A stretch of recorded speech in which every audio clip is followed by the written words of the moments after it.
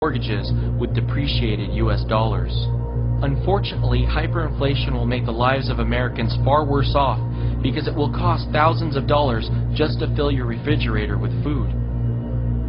Not only is the merger of state and corporate power destroying the agricultural sector, but it is also sabotaging U.S. healthcare. The American Psychiatric Association is now trying to con Americans with the pushing for the invention of a new mental disorder, healthy eating disorder. That's right. If you are focused on eating healthy foods, the healthcare industry wants to diagnose you with having a disease so that it can sell you dangerous medicines to help cure it.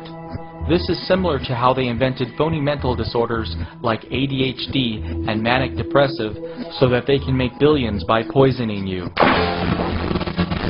Jim Kaiser turned himself into the 4th Avenue jail today. He believes everything he did was within his rights as a parent, but now he's an accused felon. Ben Kaiser's mom said he has ADHD. A doctor and the courts agreed, so they decided to put him on medicine. I just can't bring myself to do it. Dad disagreed. These drugs, in my opinion, are child abuse. It's just insane. You take a perfectly normal kid and you just wipe him out with these drugs just so he can sit still in school. Jim Kaiser saw the writing on the wall. Ben's mom was going to get custody, so he took his 9-year-old and disappeared. Basically dropped off the grid. Apartment found vacant, no more phone calls, no more use of a credit card, nothing. For 3.5 months, police had no luck tracking them down. A random traffic stop in Florida spoiled Jim's plans. Ben's mom flew to Florida to get him back. She said she plans to keep him on the medicine because it helps. Isn't it possible that everyone else is right and you're wrong? No, it's impossible. I know my son better than anybody in the world. I've spent more time with him than anybody in the world, including his mom, and I know him a whole lot better than the courts do. I know sometimes we may not agree with everything that's happening, but that's the system that we have, and it's the best system that we have to work with right now. The FDA has brainwashed Americans with the belief that only toxic and poisonous chemicals called prescription drugs can cure anybody of anything, and that no whole plant food or whole food supplement can heal anyone from anything. This is the exact reverse of the truth, yet many brilliant doctors and researchers have had their reputations ruined and their businesses destroyed for daring to help heal people of diseases by something so simple as changing their diets and lifestyles. The FDA does not care about the health of Americans. They care only about the wealth of their corporate friends. The FDA is trying to ban electronic cigarettes because they are becoming a threat to the success of tobacco companies. But these cigarettes do not have tobacco. You're eliminating the 3,000 chemicals that make up an actual tobacco-filled cigarette. These are electronic cigarettes. They contain one highly addictive ingredient, nicotine, and run on a battery. It warms up a cartridge of liquid nicotine, creating a vapor similar to smoke. You're getting just what you need, and it's the nicotine. The fact is, the Food and Drug Administration isn't sure. It's investigating. But right now, the FDA tells News Center 5 there is no scientific evidence that e-cigarettes are safe. They have stopped the import of this device into the United States, and it's possible that soon they will stop the sale of this product. Honest, hardworking Americans are now being punished by the government for doing good deeds to help other people. Do you think that you broke the law? No. Ben Bond never believed putting a few coins in a few parking meters could lead to this. The handcuff marks are still on my hands. The 30-year-old was arrested by Eugene police Wednesday, charged with harassment and obstruction of governmental administration after a run-in with one of the city's parking enforcement officers. Changing like that. What sparked the incident was what Bond considered an act of kindness. Putting coins in the expired parking meters of strangers. This is video from last summer when we first introduced you to Jonathan Shonacase and his courtesy ride service. He says it's a free service that takes people home if they feel they've had too much to drink. Shonacase says if someone offers him a tip, he will accept, and that violates the city's taxi limousine ordinance. Over the weekend, Quincy police officers set up a sting operation to catch Shonacase in the act of violating that city ordinance. In an even bigger abuse of power, the Office of Code of Enforcement in Indianapolis, Indiana, recently called upon their SWAT team nicotine as a final move against a property owner who let his grass grow higher than 1 foot.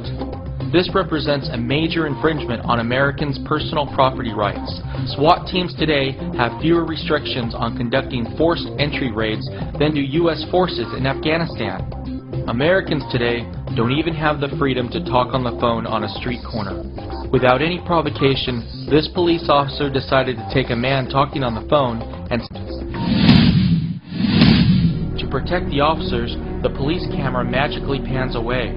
But the cop was later shown purposely slamming his car door on the ankle of the victim. We were recently contacted by a member of NIA who lives in Florida. Police are literally checking people's cars to see if they're unlocked. This member literally went out for 5 minutes to get some coffee. When he came back, his doors were locked. And inside was a flyer that said it was the sheriff's department and he needed to make sure his door was locked. Literally leaving a little yellow pamphlet. Now, I want you to think about this for a second. Shouldn't Americans have the right, have the choice to lock something or not lock something, or have the convenience of not wanting to lock their doors? I mean, what if the man had a key that was broken and he wasn't able to get inside of his car after it was locked? Imagine the inconvenience this government intrusion into his life would have caused for the rest of his day. Some states are now making it a crime to videotape out-of-control cops. A Harford County man now faces up to 5 years in prison after he recorded a bizarre traffic stop last month in Harford County. He accepted the speeding ticket he says he deserved and did nothing more than just post this video on YouTube. It was all but forgotten until this morning when he was served a warrant and now faces the charge of illegal monitoring with his helmet camera. State police believe they have a case. In Maryland, you cannot record someone audibly without them knowing. It is a felony. But Graber argues it was obvious and points to this picture of the camera on top of his helmet, a common practice, he says, with riders. Most Americans today, especially our youth, no longer think for themselves. Their minds are preoccupied and distracted by trivial matters like Jersey Shore. They absolutely take no interest in learning the truth about the U.S. economy and politics. We constantly elect puppet politicians to Washington who know nothing other than to bribe voters with promises of entitlements that we can't afford without printing the money and stealing from other Americans. Politicians don't have anything to give. They can only take. They can only take and give to others. It's like a politician saying they create jobs. They don't create jobs. They just take money from one group of people and pay another group of people. Politicians cannot create jobs. American innovators, business creators, entrepreneurs, with the lack of red tape, not more red tape, deregulation, not more regulations, that's what will create jobs in this country. Only 58% of our government spending is paid for through taxation. The U.S. government is so desperate to keep that number from declining to below 50% that the IRS will stop at nothing to get every single penny of taxes it's owed. Came into the car wash, handed my manager a bill, and it was from the Internal Revenue Service. They said, we need you to pay up your back taxes. But when they looked at the bill... Because the amount was 4 cents, 4 pennies. 4 pennies. 4 pennies, yes ma'am. Zeph couldn't believe 2 agents drove to his business to hand-deliver a bill for just pennies. And once I found out the amount, then I started to actually chuckle. But Zeph stopped laughing when he took a closer look. After 3 years of penalties and fees, the 4-cent back tax skyrocketed to more than $200. Even state and local governments are going crazy to collect every penny that is owed to them. The wife of one NIA member in Omaha, Nebraska, recently started cleaning houses in order to generate extra income so that their family can begin accumulating physical silver to protect themselves during hyperinflation. After handing out just a few hundred flyers in their neighborhood with no other advertising, and before she even began cleaning any houses, the state sales tax office called her and said she didn't have a sales tax permit and that she needed to get one immediately to begin collecting sales tax. Although the federal government has a printing press to fund their spending that goes beyond what can be raised through taxation, state and local governments have no such option. Local law enforcement today are waiting behind every tree with radar guns and stopping otherwise law-abiding citizens for seatbelt violations in what can be described in no other way than a desperate revenue grab to help balance the budget and keep their jobs. This is causing some Americans to go insane and act in inappropriate ways. So the conversation's over. You can complain to the chief of police. That's not a problem. You can go to court and complain to the judge. That is not a problem.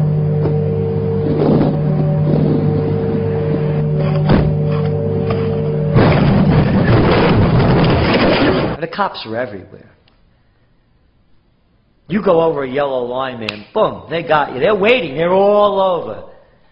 Oh, it's not quotas. Oh, no, no. Yeah, it is. They got them on tape in New York, in New York City, talking about the quotas. After I bounce you to a different platoon for inactivity, the next thing is put you on paper, start rating you below standard, and look to fire you. I really don't have a problem firing people. I don't need to carry.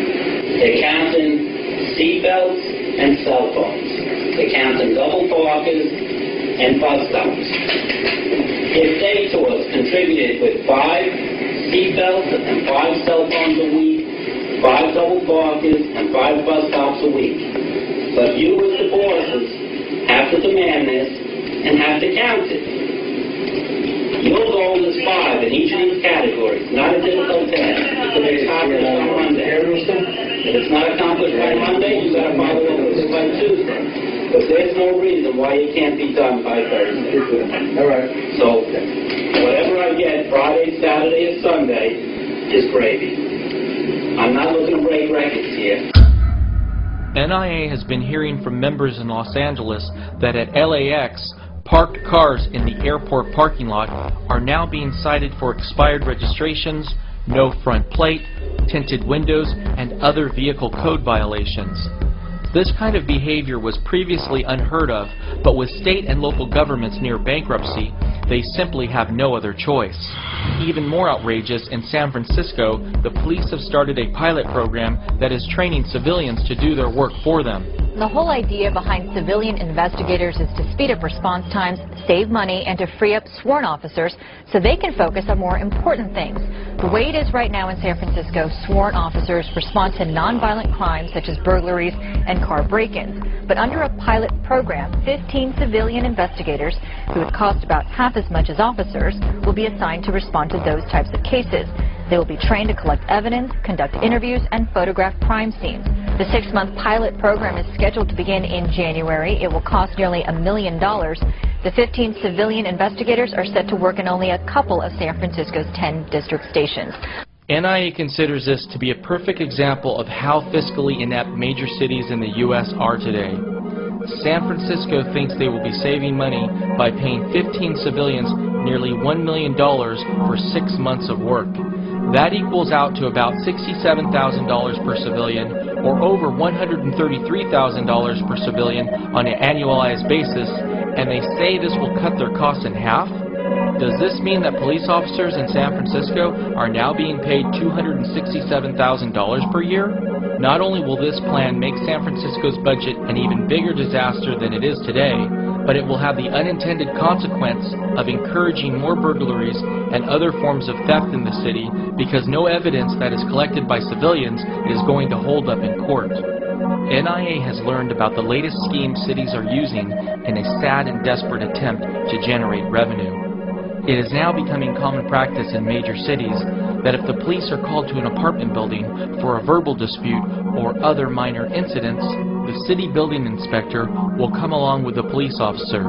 If they find any minor violation, such as a rusted heat vent or a missing crawl space door, they will red tag the building, fine you thousands of dollars, and force you to spend thousands of dollars for a building permit to make the repairs, and require that the landlord get hotel rooms for the tenants until the repairs are made. Even more shocking, the city of Philadelphia is now requiring that any resident who runs an internet blog pay a $300 business privilege license fee. One blogger in Philadelphia, Marilyn Bess, recently received a letter from the city demanding that she pay the $300 business privilege license fee to run her Miss Philly organic blog. Miss Bess is currently unemployed, and this personal blog of hers only earns about $50 per year in income. A countless number of cities and municipalities across the country are now cracking down on garage sales. Many towns now require that you pay for a garage sale permit. Some towns even require you to pay an additional fee for a permit to place each garage sale sign.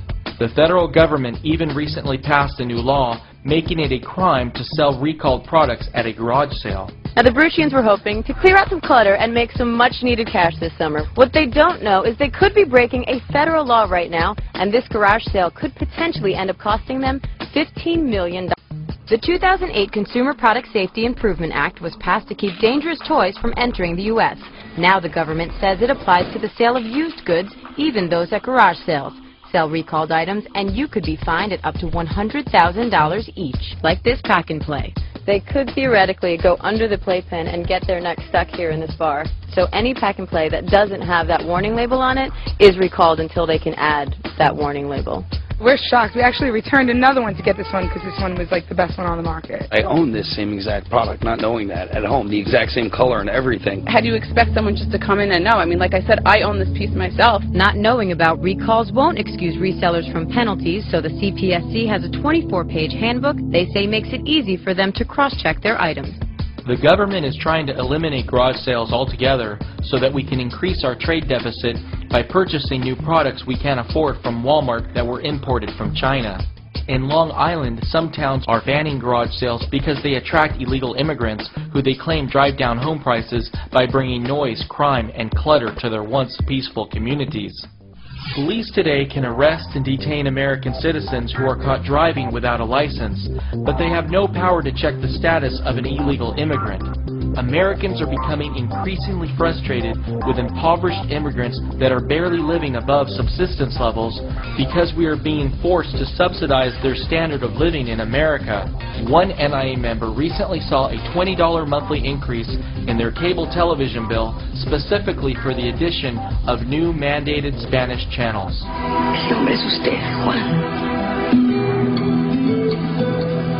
We cannot support them. We don't have the economy. And anybody that believes that they do, invite them over to your house to share your meals every day.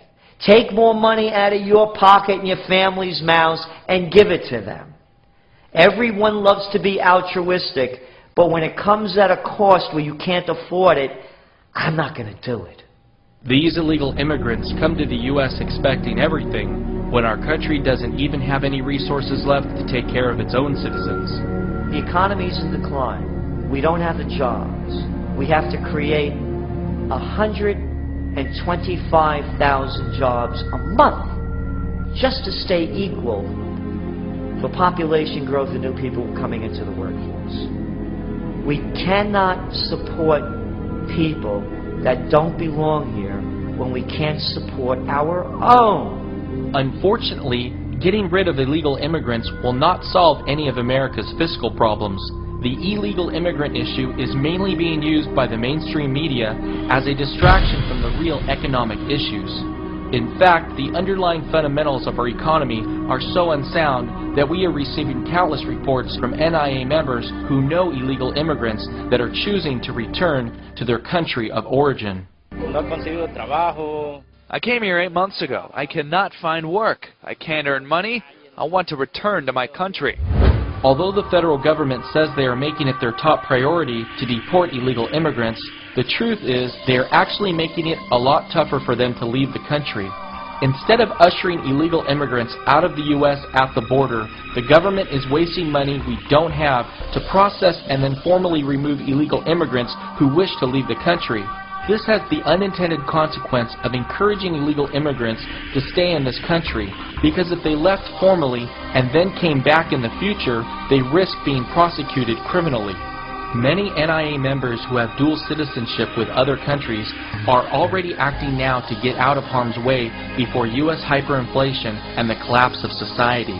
NIA believes that there are now far greater opportunities to live a happy and successful life in Mexico rather than the U.S. We are constantly hearing from many Mexicans who are enjoying comfortable lives in Mexico with an income as low as $1,500 per month. Among the draws, proximity to the US, lower taxes and overall living costs that are 30 to 40% cheaper. Here in Southern California, you can expect to pay in the millions for a place on the beach, but in Mexico, a similar piece of property in a gated community starts in the mid-300s. Most Mexicans we know have a car and a house in Mexico that they have paid cash for with no debt. Not only is the cost of living in Mexico a lot lower than the U.S., but there are now growing employment opportunities in Mexico due to the booming gold and silver mining industry. The only Americans who will be able to survive and thrive in the U.S. will be those who immediately take their wealth and use it to purchase gold and silver. Americans who stop transacting in U.S. dollars and move their wealth to precious metals are effectively opting out of the Federal Reserve's criminal enterprise. NIA is now seeing signs that the U.S. government is fearful of Americans abandoning the U.S. dollar. The U.S. debt Ponzi scheme is about to be exposed, and in a last-ditch effort to keep the dollar bubble propped up, the U.S. government is beginning to take steps to force Americans to stay in the dollar. Hidden inside the recently passed Patient Protection and Affordable Care Act was a new law that had nothing to do with health care. Section 9006 of the health care bill requires that beginning January 1st, 2012, all businesses and self-employed individuals must report every purchase of goods and services over $600. This will mean that every time a company sells a 1-ounce gold coin or even a half-an-ounce gold coin, they will have to fill out a 1099 form and file it with the IRS. NIA believes that this new law is definitely one of the top signs that a U.S. societal collapse is right around the corner. Imagine the thousands of non-productive IRS employees that will have to be hired when this law goes into effect. Every precious metal dealer in the U.S. will have to hire more employees to comply with this unnecessary regulation, which means you will likely pay a higher premium to purchase gold and silver. In the years ahead, as we begin to see a massive outbreak of price inflation, $600 might not even be enough to purchase a loaf of bread. Imagine businesses being forced to file 1099s every time you buy food.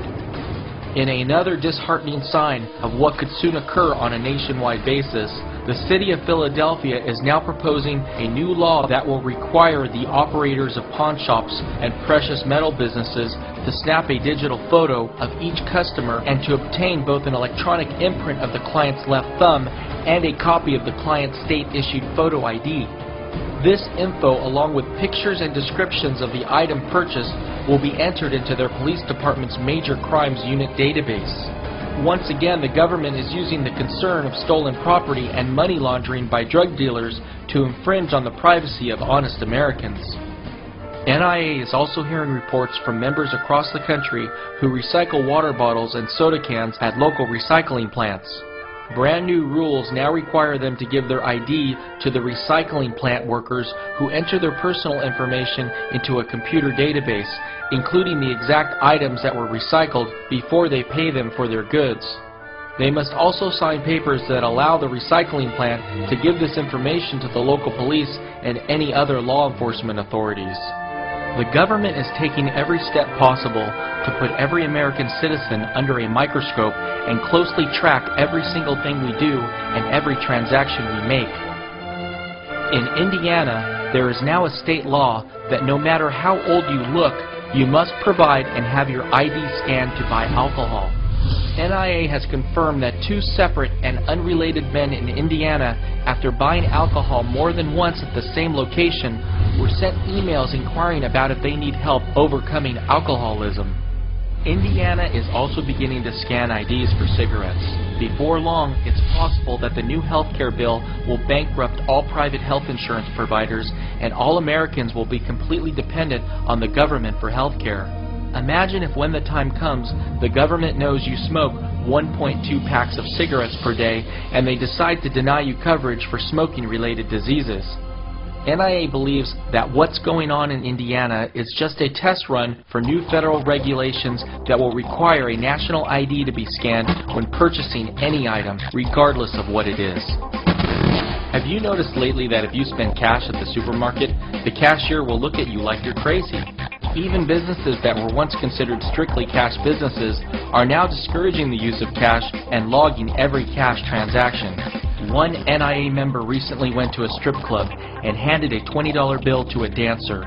She refused to take it and told him they would have to take it to the manager so that he could log it in a book for accounting purposes. Americans today have become dependent on unemployment checks, food stamps, and other government handouts that have not only guaranteed that we will soon experience hyperinflation, but they have the unintended consequence of making any future economic recovery absolutely impossible. Many Americans are no longer motivated to find work and become productive members of society.